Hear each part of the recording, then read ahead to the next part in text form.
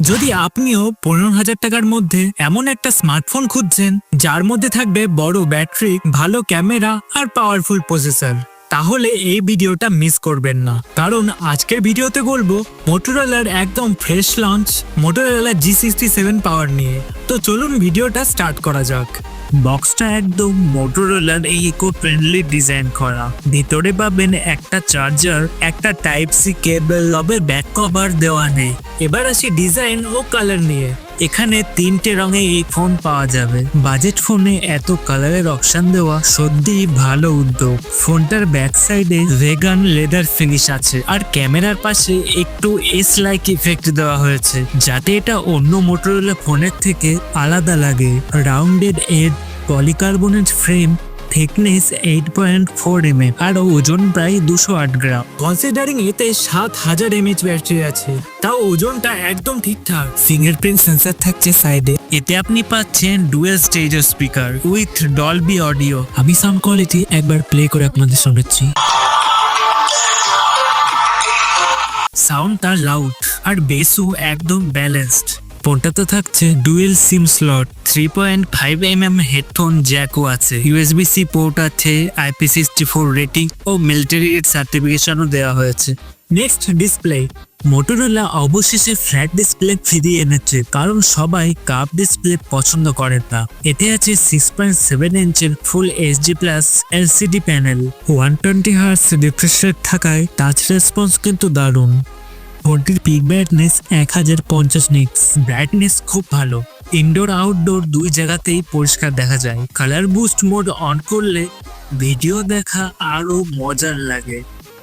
Display প্রোটেকশনের জন্য থাকছে gorilla glass 7i। পারফরমেন্সের কথা বললে এখানে আছে Qualcomm Snapdragon 7s Gen 2 chipset, যেটা প্রাইসের তুলনায় দারুণ পারফরমেন্স দিচ্ছে। আন্ডারদু স্কোর প্রায় 8.5 লাখ, যেটা এই প্রাইস রেঞ্জের ফোনে কিন্তু দারুণ। আর থাকছে LPDDR4X RAM আর UFS 2.0 স্টোরেজ। PUBG BGMI খেলতে পারবেন 60 FPS এ, আর কল অফ ডিউটি চলে 90 FPS এ। Day to day use, gaming সবকিছুর জন্য যথেষ্ট ক্যাপেবল। Next software. ফোনটা চলছে Android 15 বেসড Hello UI। ফোনটিতে পাবেন 1 বছরের OS আপডেট আর 3 বছরের সিকিউরিটি প্যাচ।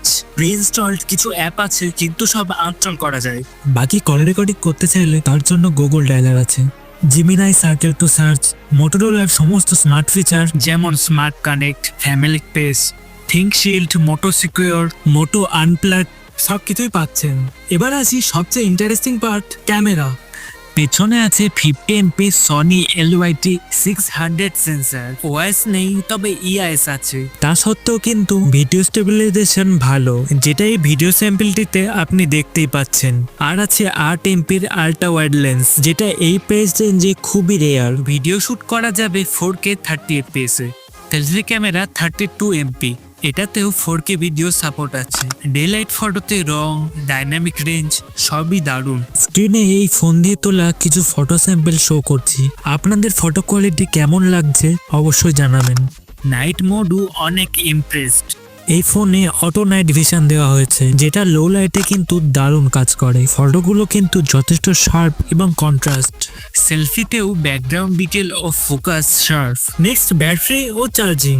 7000 mAh ব্যাটারি মানেই পাওয়ার হাউস। 33 ওয়াটের চার্জার বক্সে দেওয়া আছে। 0 থেকে 100% চার্জ হতে সময় লাগে প্রায় 90 মিনিট। আমরা হেভি ইউজে 9 ঘন্টার বেশি স্ক্রিন অন টাইম পেয়েছি। নর্মাল ইউজে সহজেই 1.5 থেকে 2 দিন চলে যাবে। কানেক্টিভ ফিচারগুলোর মধ্যে যেগুলো পাচ্ছে, অ্যাডারোটে 5G ব্যান্ডের সাপোর্ট, Wi-Fi 6, ব্লুটুথ 5.1 সবকিছুই আছে। এবার আসি কনক্লুশনে, কাদের এই ফোনটি নেওয়া উচিত। এই ফোনের সবচেয়ে বড় হাইলাইট ব্যাটারি আর ক্যামেরা। যদি আপনার প্রায়োরিটি লং ব্যাটারি ব্যাকআপ আর ভালো ক্যামেরা হয়, তাহলে মোটো G67 পাওয়ার নিঃসন্দেহে একটা সলিড চয়েস হতে পারে। তো গাইস, এই ছিল আজকে ভিডিওটি ভালো লাগলে লাইক, কমেন্ট, শেয়ার, সাবস্ক্রাইব করতে ভুলবেন না। দেখা হচ্ছে পরের ভিডিওতে।